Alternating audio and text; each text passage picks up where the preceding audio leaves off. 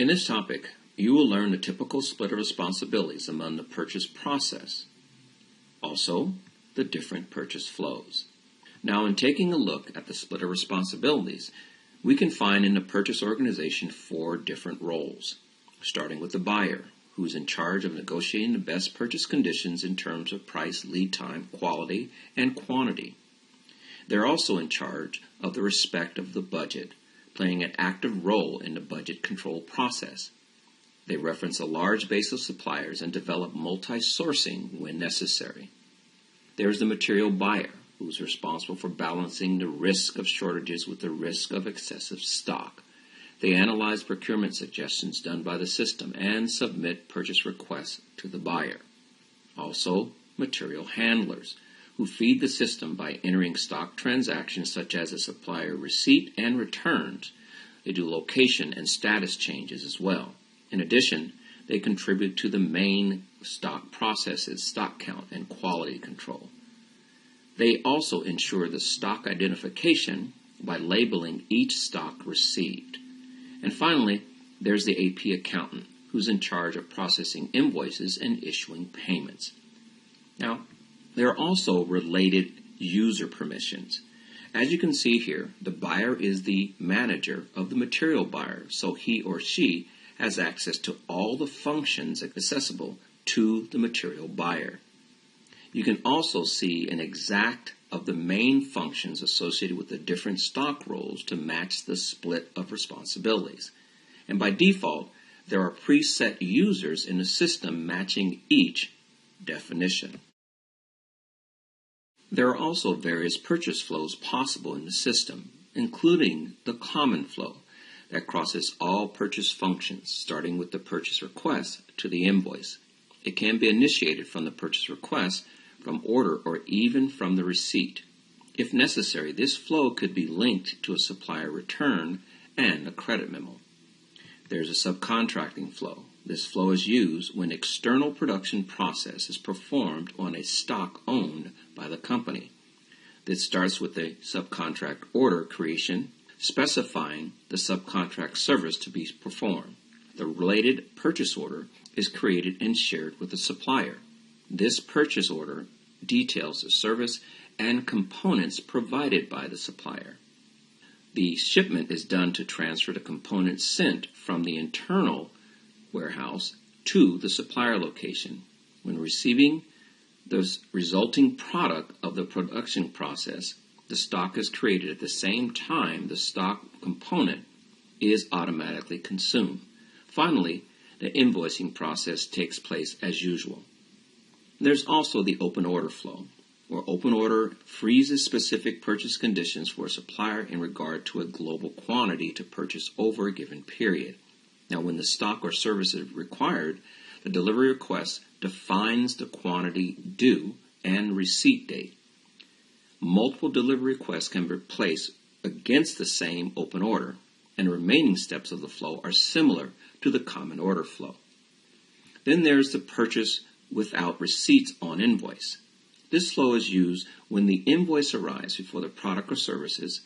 This does not mean that we don't do the receipts. It can be done later. On the other hand, it can also represent a flow where there is a need for the receipts. This could be a situation where the product is not managed in stock, and we don't need to trace when the service or product has been received for a rent monthly expense, for example. And then there's direct receipt flow. This is in case where we don't manage purchase orders. Not very advisable, but it is an example of a product that was not ordered officially in a system and the products are received. The receipt is reordered to be able to reconcile the supplier invoice. You, however, can forbid this process in setup. And finally, there's direct invoicing, similar to the direct receipt flow, but it means that no stock management is done for this flow. Now let's go ahead and take a look at the typical split of responsibilities amongst the purchase processes. To do that, we're going to present you with the landing pages showing you the organized roles for material handler, material buyer, the buyer, and finally the AP accountant. Now, these processes ease the navigation in the system toward the right function or report, thanks to a function that allows you to directly plug into each process. Now, to do that, we're going to go to our landing pages by selecting the icon here. We'll start off with the material handler. As you can see here, we'll go to the business processes and we'll take a look at the receipts, incoming stock. Now, the receipts process is one of the most important processes of the material handler role. This process drives in from the expected receipts of the day from the receipt creation function to the label printing function. In addition, various inquiries and reports are available, such as the stock movements inquiries, allowing them to inquiry all the stock information based on a large set of selection criteria. Now let's go ahead and take a look at the material buyer. Select the function here, and then go to the business processes. We'll start off with the reorder, or we'll take a look at the reorder. The main process of the material buyer is to analyze procurement suggestions and validate them in purchase requests. To do so, the material buyer accesses the list of suggestions. Using the workbench, you can validate the relevancy of the suggestions by turning them into purchase requests. Or, he can group the different suggestions in large purchase requests to the benefit of better purchase conditions. Now, to provide him with the necessary information, a large set of inquiries are also available. Now let's go ahead and take a look at the buyer. And going to our business processes, here we'll take a look at the order and the order purchase requests. Now the buyer is responsible for creating the purchase orders in the system. To do so, he or she can start from the list of purchase requests to process. After, he values the purchase request by viewing the existing price list. When the demand is relevant and within the budget, he raises the purchase order against the best buyer. If the buyer receives different conditions than the default ones, such as better price, he can update the purchase order. Finally, he prints and sends the purchase order's note to the supplier. And finally, the AP account manager. And let's go to the business processes here. And we would like to go to the miscellaneous invoices here as one of our processes that we'll use. Now, the main process of the AP accountant is to create supplier invoices and validation.